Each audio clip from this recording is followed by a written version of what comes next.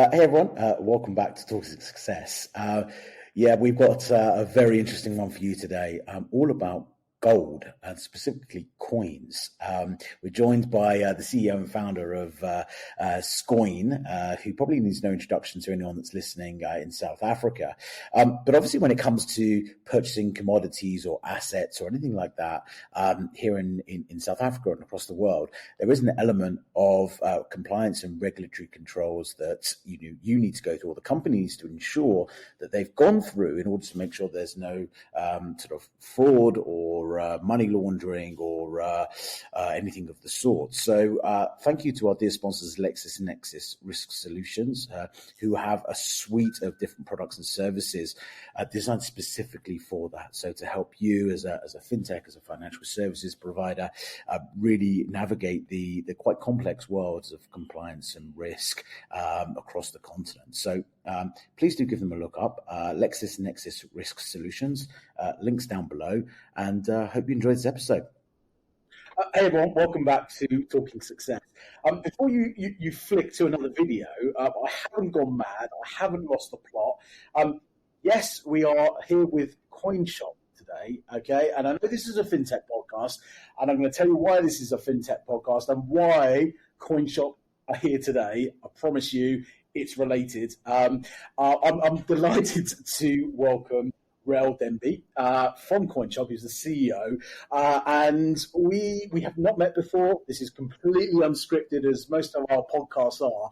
And when I think it was Rael's sort of head of PR reached out to us and said, "Look, would you consider having CoinShop on the show?" It was like, CoinShop? You mean the place in the mall that I walk past and wonder what on earth are they doing there? And I think she said, "Yeah, that's the one." I was like, okay, well, let's have a chat and make sure there's some degree of kind of connection between this crazy world of FinTech and clearly, what I knew, and I know I'm going to be corrected on this episode, what I knew was a retailer, right? That sold coins, gold coins.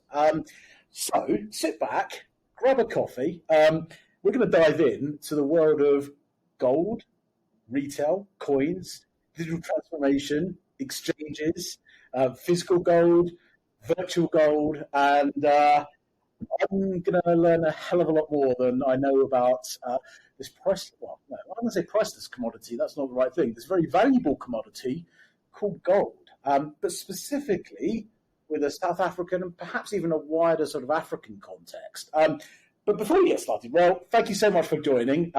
Love the view out your window, looks awesome. Cape Town, Joburg, I can't quite make it up from over your shoulder.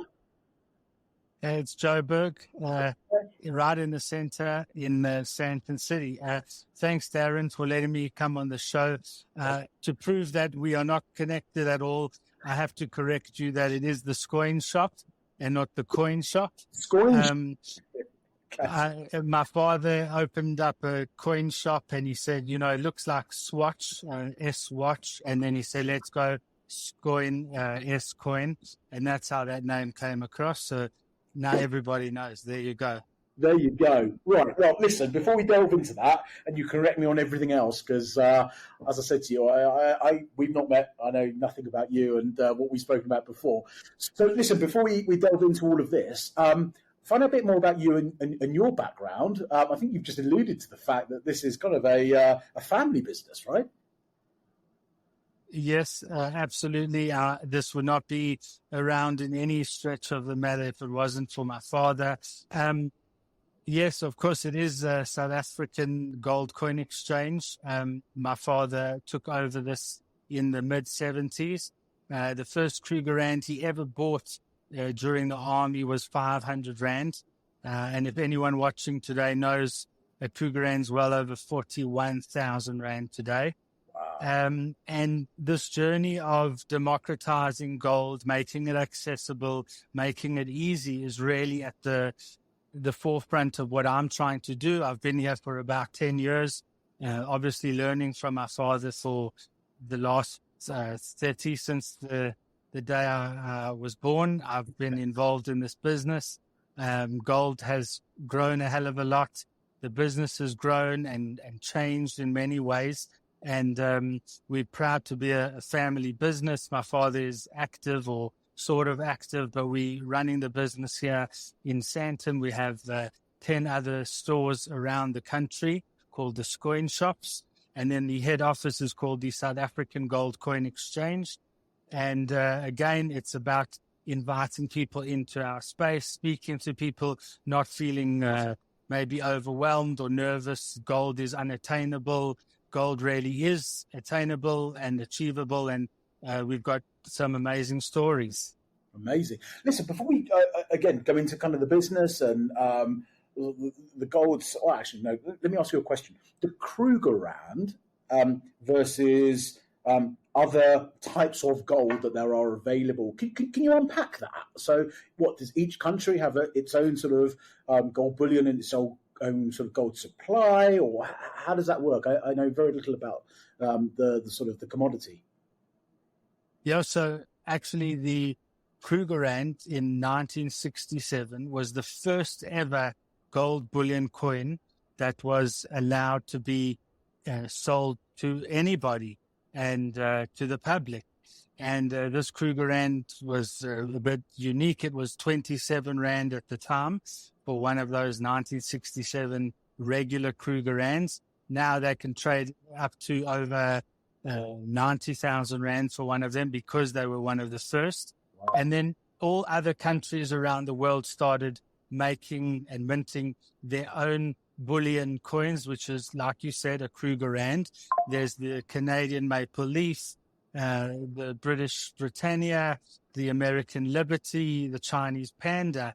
And then these mints who were making this gold for retail consumers and the public would also make other coins that people used as currency. So the kinds of coins you have in your pocket, the kinds of really special commemorating something with a base metal. Yep. And then these mints would create similar stories or mint similar products celebrating these things on precious metals. So the British Royal Mint would put the stamp of the Queen on the one side, and maybe Buckingham Palace or the Queen's birthday, the Queen's Jubilee. And then these are sold through wholesalers, dealers like us around the world, but usually in their home countries.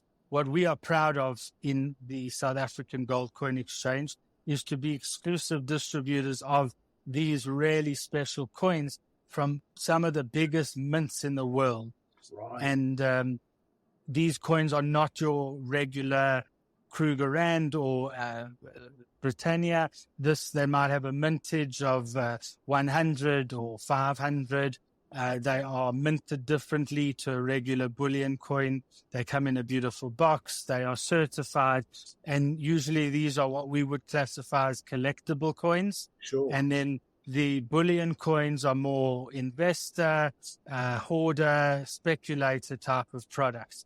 So you need to be in love with numismatics. That's the art and love of coins. And bullion and gold is the investment side. And we do both, and we'll get into that as well. Amazing. So let's talk about the journey. So when your father sort of opened the first store or took over the first store, and then you started opening up the different retail outlets, the business model then was it more focusing on the collectibles, so the collectible coins that people would then go and say, I really want the Queen's Jubilee or whatever it may be. Was it more of that, or was it a trading shop? So would people come in and buy and sell gold, or again, was it both? It definitely started out as a channel, a retail channel, and the Gold Coin Exchange, a channel to sell these collectible coins and to sell regular bullion as well. And then over the years, people who had bought it would come and say, "Can I please sell this?" Or people who had inherited a bunch of Krugerrands would come in and say, "Can we please sell this?" And it evolved into a place that it did become more of a trading shop, but it does focus to this day to be a world leader in selling collectible coins, numismatics, bullion, and some other really cool, creative, innovative digital products now. Right. Okay, now we're getting into the FinTech part. Okay, great. So, wind the clock forward. I think you said 30 years or so. We're now in 2024. The world is digital. Well, a lot of the world is digital. There are still obviously people that like collecting, physical assets, whether it be coins, whether it be cars, whether it be vintage phones, right? The old Nokias from the days, or whatever it may be. I was blown away the other day. My girlfriend was telling me about vintage Barbie dolls that you buy and how much they're worth. Anyway, incredible. So we're now in the sort of digital age. Scoin as a business, or the gold exchange as a business. How are you diversifying? How are you digitizing to what is now becoming quite an easy commodity to buy and sell, not necessarily own the physical asset, but the virtual asset. So in South Africa, we have various different exchanges. We have different investment platforms that people have access to where you can go and buy 10 rands worth of gold, okay? Or you can go and buy 10 rands worth of silver or palladium or platinum or whatever it may be. How are you seeing the adoption from the consumer? And I appreciate in this part of the world we have a very large difference between the living standard metrics, all the way from very, very sort of impoverished all the way to high net worth. What are you seeing in terms of trends of people looking at gold, looking at maybe other commodities as either a store of value or as a longer-term investment to diversify against the rand? What are you seeing?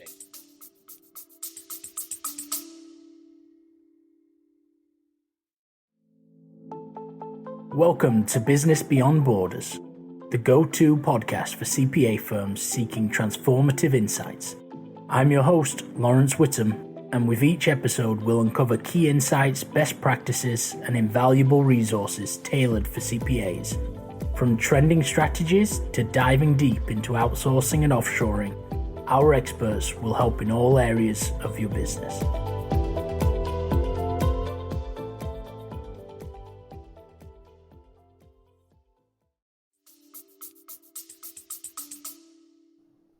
So, really good question. Lots of parts to it. Gold is this 6,000-year-old asset. Some would still say it's the mother of money, the first origin of real money, value of exchange. Before there were little rocks and pebbles, all the way to porcelain and big, all the way up to paper and now digital money. Yeah. And this idea of coins, coin collecting, and what the Scoin shop stands for is still being in the traditional gold industry, which still exists. People these days want something tangible. They might want to take it home with them. There is something really special about holding gold in your hand and seeing it for the first time, taking it home, giving it to your children. It's something we don't think is possible. So we've tried to democratize that. And like you said, people can own gold, precious metals in digital denominations today. You can go buy some shares, ETFs. You can go buy stocks of your favorite mining company. You can call your bank and but taking something home with you is really what we like to do, or store it. But in a world that is so digital, that tangibility is still extremely important. We want to fuse these things together where digital and physical can coexist. We want technology to enhance what we are doing. And while it could replace us, gold is still ingrained in all of us. It's in your phones, it's in your semiconductors, it's in your teeth if you've got some fillings. Yeah. But at the end of the day, gold will still be here. We are gold bugs, traditional gold bugs. And adoption comes in many layers, because you were saying that like a low LSM who maybe could never get access to gold. We have a business called Gold for Life, that you can pay 500 Rand a month, almost like a lay-by, and then you can take home the Krugerrand set with you when you're finished. Then you have people who want to buy large amounts of gold, Krugerrands, proof Krugerrands, collectibles, and then you get really specific numismatic collectors who want $1 million coins or something to put up in their mantelpiece at home. And it depends really. So to answer the question, we're adapting as the business changes, as the customers really decide what they want. And again, it's like the big new thing is digital stuff, blockchain technology. The product that we are pushing now, which we'll get into, is really a gold standard, excuse the pun, of stable coin, of a gold-backed cryptocurrency called Pax Gold, which with a market cap of over 10 billion Rand, we know these gold coins, gold bars, allocated gold is actually there, and we can stand by that and sell that digital product. People talk about stable coins. Stable coins are connected to a currency, a hard currency, whereas Pax Gold is connected to real gold. The Bitcoin guys or the crypto guys are like on one side of the spectrum, and our regular gold guys who take their coins home with them are on the other side as well. And we are trying to fuse them together or show value to both in different ways that might suit a crypto bug. Might be 500% up on his Bitcoin today, and maybe he'd like to sell it, but doesn't want to cash it in for British pounds or dollars or ZAR. And then he might say, well, I'll park it in gold until I'm ready again.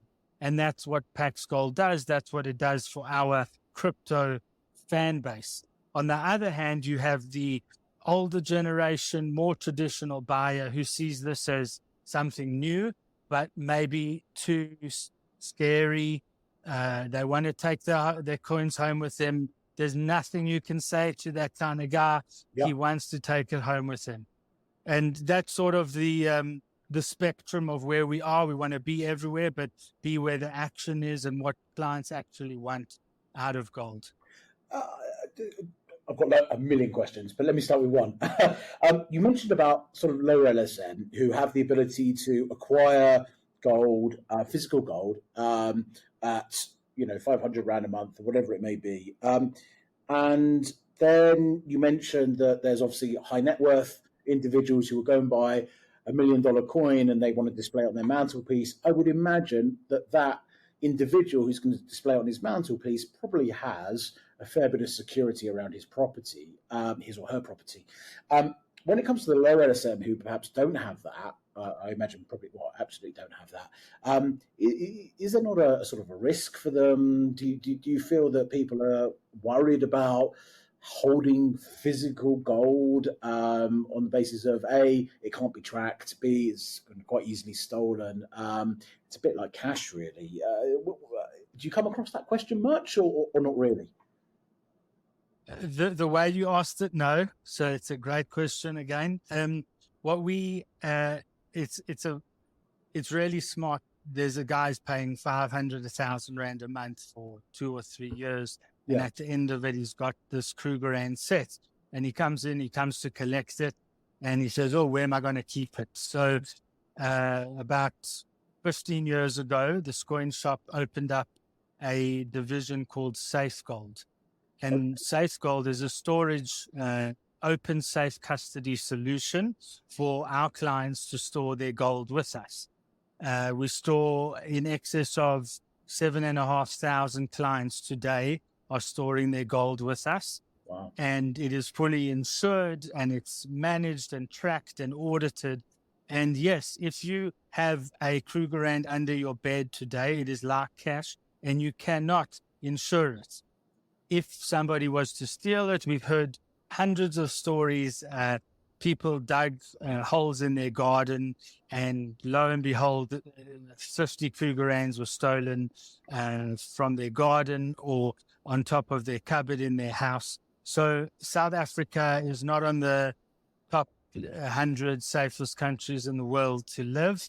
No. What Scoin allows you to do is store the gold with us. You can come and view it. If you'd like to sell it, you can just call us and we'll buy it directly, or you can go to your nearest store, pick it up, view it, or maybe you decide to sell it there and then. And when I mean open, safe custody, it's not like a box with your name on it. It is multiple areas and storage facilities, extremely high security. And if you want yours, we will pick it and ship it or buy it from you at that moment. Okay, amazing. So going back to the gold for life question, the low LSM, usually we store it for them or they do take it home with them. We don't mind. It's up to you. It's your coin. You can take it home or you can sell it back whenever you are ready. But yeah, it's a great question. And just anyone out there, just make sure your gold is insured somehow or stored somewhere safe that you trust. Okay, that's the physical side. Let's go on to the virtual side. Okay, and I'd love to use the analogy, or the example that you gave a few moments ago. So, someone has been investing in stocks, shares, crypto, wine, whatever it may be, and has got a return. So they've made, let's just pick a number, 100,000 Rand. Okay, so they've got 100,000 Rand sitting in another asset class, and they go, okay, I'm going to take my profits out of that because of the volatility, and I want to invest that in gold. Now, I don't want the physical gold because I don't want it for all the reasons we've just discussed, and maybe others. How would that individual go about investing in gold with Scoin? Do they have to go into the retail outlet? Can they do something online? What does it look like, and how does it work? So, so someone in the crypto space would obviously understand the use of a wallet or a cold wallet. Somebody would understand that they've made their money, they have their passcodes, they aren't some like magic and they've got their crypto on their phone. And what we've started with is allowing these crypto owners to walk into a shop. And what's the big part of this whole program is this Pundi X POS machine, which is right here. And this is the future, really, where you can take your phone with the crypto on it and pay instantly. One touch, boom, bang, you've just paid for this gold. Now, in the background, the innovation to build APIs that allow us to do this online are in the mix.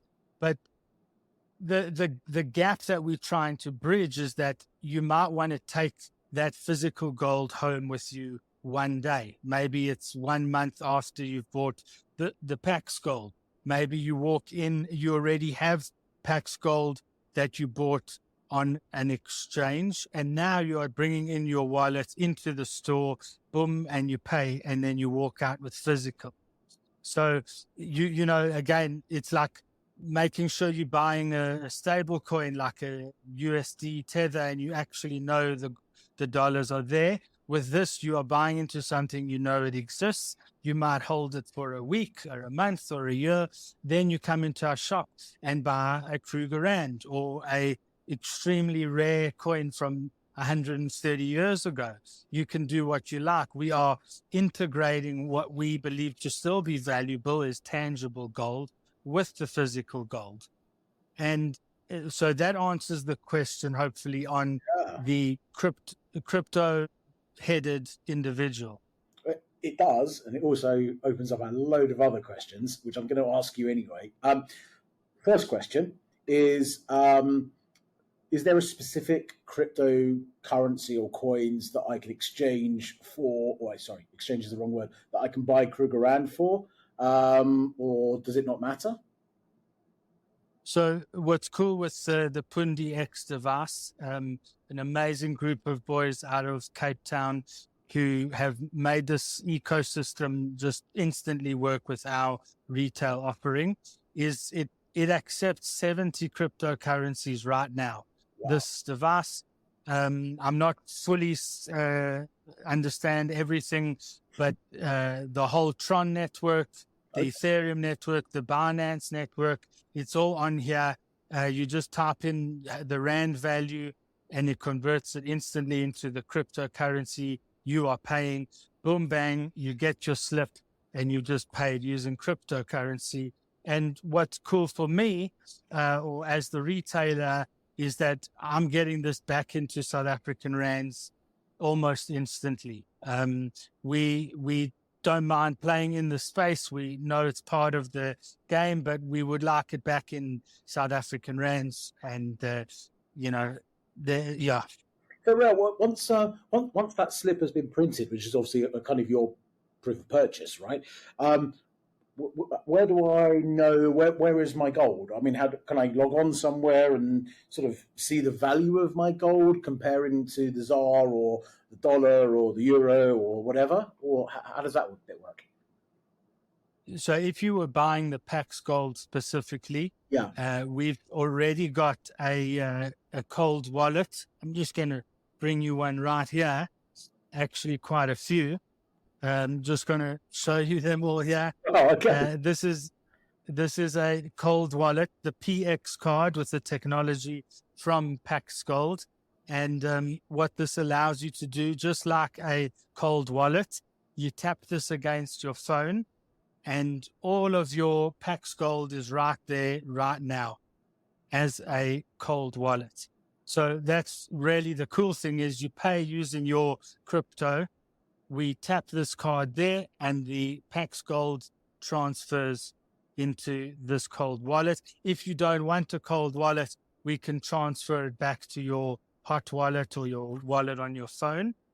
And again, if you're not into crypto at all, you don't like all of this stuff, we can put this in a beautiful wooden box and you can put it in your storage, or we can store it for you. But there again, the gold is sitting on here right now in your pocket or in your hand. Wow. Okay.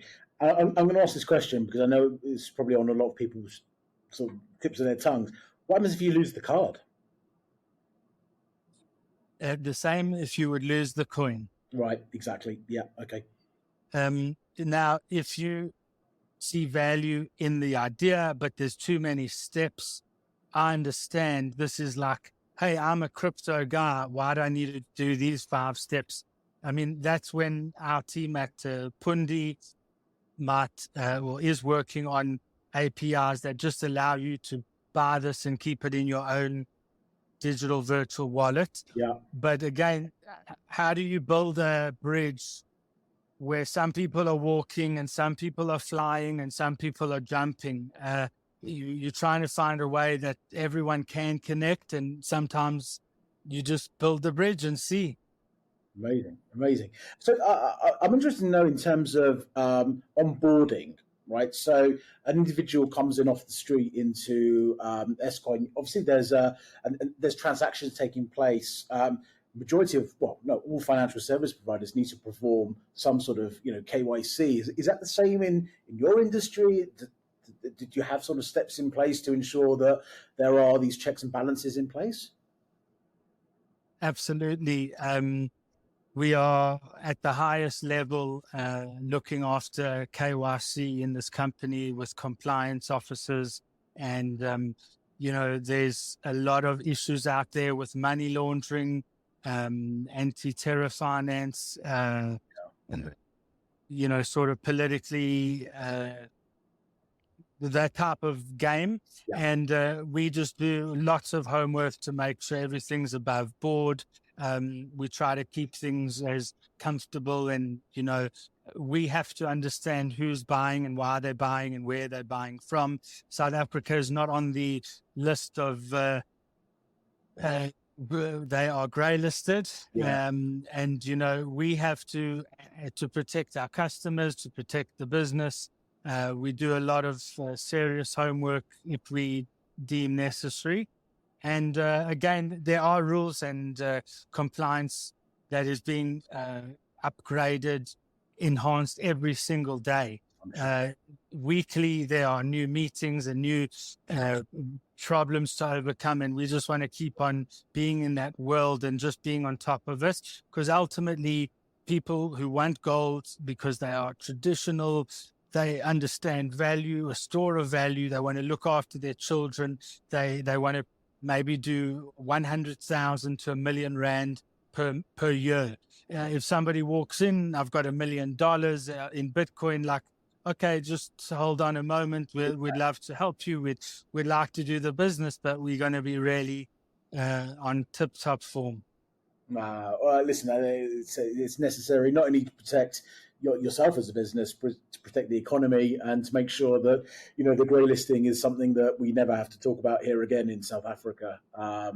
There's a big conference being run in August of this year, Decoding Financial Crime, and that's all about this, in ensuring that whilst we're on the grey list, or South Africa's on the grey list, making sure that A, it comes off, and B, it doesn't happen again. And the whole sort of AML and KYC is vitally important to that.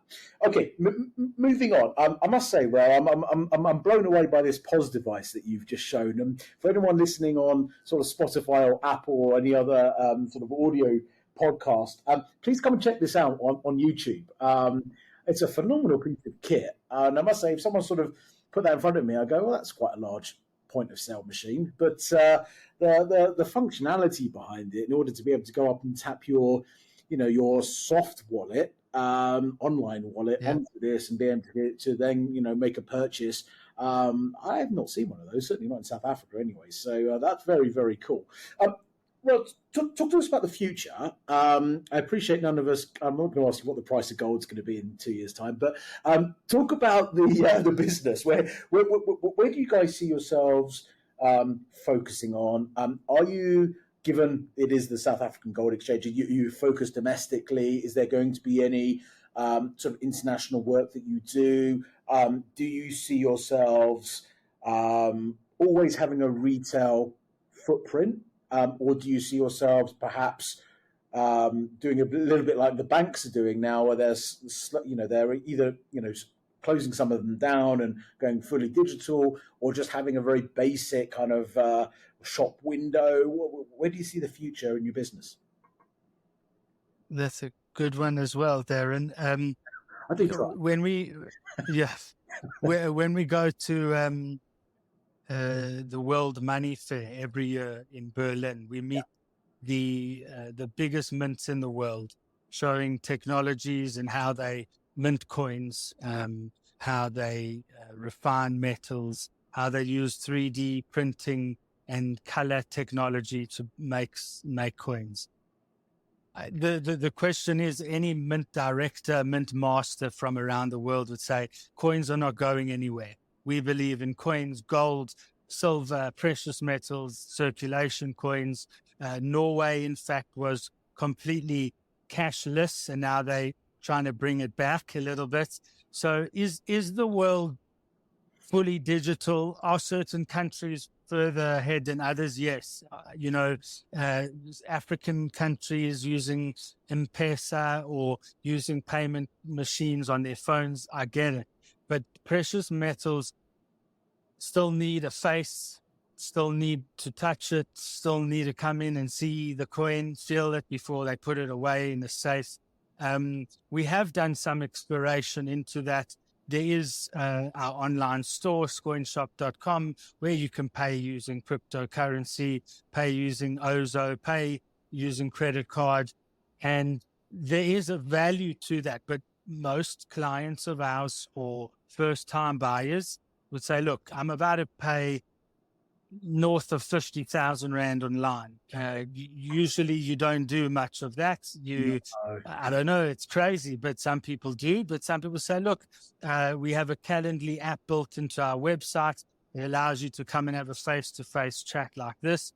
Then we invite you to one of the shops nearest to you, and maybe touching and feeling that coin is still very much part of at least South Africa's view on storing of gold in times of uncertainty, in times of political unrest, inflation.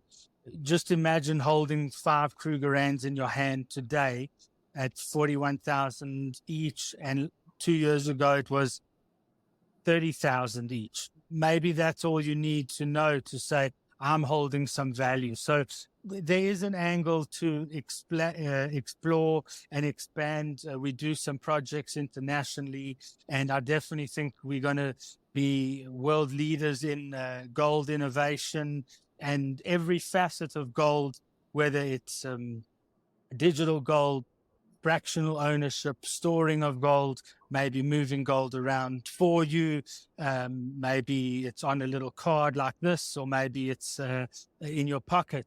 That's why I love what we do, and the team is like embracing this innovation and change, because gold is, or coins could be quite boring. Let's be honest. It's not on the top 10 sexiest things to collect, but the stories and the passion and the people who work here and the ideas are just every single day.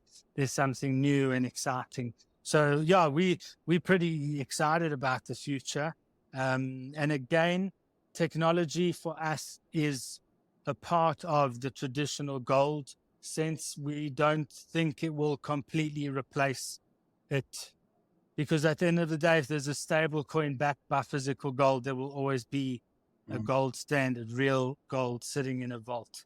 And I think with I smiled there when you were talking about coin collecting, because I think there's an emotive side of gold or coins, right? I just literally had a flashback probably 40 years ago, sitting in my garden with my granddad with a big book with the sort of paper, and then you had the cellophane on top, and he would stick all the coins on. I literally had a flashback, and it kind of brought bit of emotion out, but I think there is that emotive side of owning something that's tangible, right? It's something you can feel, and you go, okay, well, things aren't going great, but I know I've got a bit of a safety net. I'm not going to go and touch it because it's being looked after for me. It's probably the most secure place in South Africa, from the sounds of things, it's there for a rainy day, or to the point where maybe I want to go and invest in something else, want to go buy a car. You mentioned that big ticket purchase, and it baffles me. It really does, how people in the States, and I think probably in the UK now, will go and buy a new car online without even seeing it, like Tesla. I mean, I couldn't even dream of doing something like that, right? Or buying a house without even seeing it, and putting your credit card details in and going, there's $1 million. Anyway, I'm digressing, but I think the whole sort of physical and digital, and there was a word that someone used in a conference a couple of years ago. I can't remember it, but that sort of that combination, I think, is really, really important. There are banks, certainly on the continent, who are still opening up retail shops, even though they have a massive digital transformation program in play, right? They're still opening up these branches. Why? Because it's a place of community. It's a place where people come together. It's a safe place. People know that if something goes wrong, I can have a conversation with a human being. I'm not just talking to a chatbot. And I do think, I speak to a lot of sort of industry commentators around FinTech, and a lot of them from overseas, and quite frankly, they don't get it. They don't get why there is the need for physical. Everything should be digital. Well, we're on a continent now that, yes, we've got the youngest population coming through, but they're also heavily influenced by the elders. They're heavily influenced by their parents, their grandparents, their great-great-grandparents, and all this comes down. And again, when you talk about gold is not this new thing called crypto, right? Ethereum or XRP or all the other hundreds and thousands of coins there are out there. This is something that people understand. It's fundamentally built into. It's even built into academics. I was with my girlfriend's niece, and she was going through. She's 11, 12, and she's going through some of her cycle tests at the moment. And there was a piece in there around international trade. Okay, and this was going back, 200 years or whatever it may be, and how or why this individual would get some gold and chip it and create a little bit and then go across border to go and buy something to bring back, and having that whole explanation to it. I didn't even think about, actually we're talking about gold here, we're talking about the commodity. So I do think there's very much a relatable thing, and there's a very much an emotive thing. And again, it's real. It's not just bits and bytes. Yes, there is a digital version of this, but fundamentally, there is something that is real, a real asset behind it. So, super interesting. If people want to find out more, because I'm sure people will, where is the best place? We'll put a load of links here, but if they want to find out more about gold as a commodity, okay, they want to find out more about sort of investing in gold, whether that be for collector's items or whether that be for a store of value, and where they want to find out about the differences between digital gold and physical gold. Is there a central place, or have you got sort of places you can direct people to? Well, of course, we've got all the Scoin shops around the country. We're looking at some new sites for further far places. We check out our website, scoinshop.com. You can come and visit us. Something you were talking about, Darren, is that, like, going back to my father's original mission and vision of this is to make gold accessible, democratizing it, one man, 1 ounce, one region at a time. That's what we want to do, is come and chat all day, every day, online, WhatsApp, call us, just learn about it. One other little thing, we've got this NFT set that was tokenized of 130-year-old ZAR coin set, which we can do on another podcast, but it's just a tremendous story of this 130-year-old coin set been broken up into little tiny pieces as an NFT. We did it with the Moment Group in Cape Town, and it's just super exciting, really awesome. And it's, again, you come to us like we would do KYC. It's not just about where you got your money from, but it's, what do you want this for? Is it a gift? Is it long-term? Is it short-term? Digital, physical, tangible, not tangible? We store it, you store it. We can help you. And we want to make gold exciting and warm and friendly, not somewhere that you should feel scared. So, pop into any shop around the country, call us, email us. We'll leave some links here. We can do Zoom calls with people, and we want to educate, let people see the true value. And like I started, when my father sold his first coin for 500 Rand, now it's 40,000 over 40 years. I think that's pretty cool story, and all the little things in between along the way. Amazing story.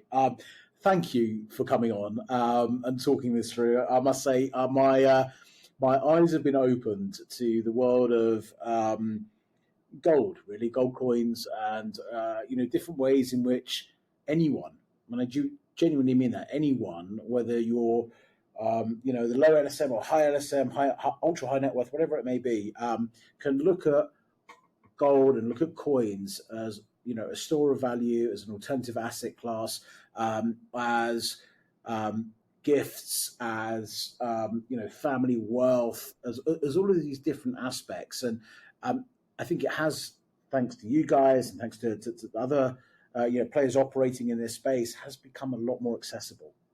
This is not about going to, a bank and buying a gold bullion and, and having to put that in your bag and, slap it home. This is the new world where fractional ownership, you don't have to own a whole bar, right? You can own a tiny little fraction of that, is all possible. And, we don't give any financial advice on this show whatsoever. I'm certainly not qualified to do so. But, have a look at gold. If you are looking at, various different sort of investments, just have a consideration for where that may fit into your portfolio. Well, thank you again. Thank you to your team for reaching out. I've loved having you on. I'm going to come and buy you a coffee in Joburg. I'm based here as well, so I'll come and buy you a coffee when I'm back from Cape Town. But in the meantime, if you've got any last words, feel free. If not, we'll end it there. No, come on in. We'll show you some coins that you touch and feel, some real gold in your hand. The Pundi X guys, really big opportunity for us. The Paxos team from the States really giving us this chance, and the Scoin team here doing incredible work to just make gold accessible. Thank you for giving us this chance, and all the best. Stay golden. Thank you very much. Have a good week. Thank you. Take care. You too. Cheers.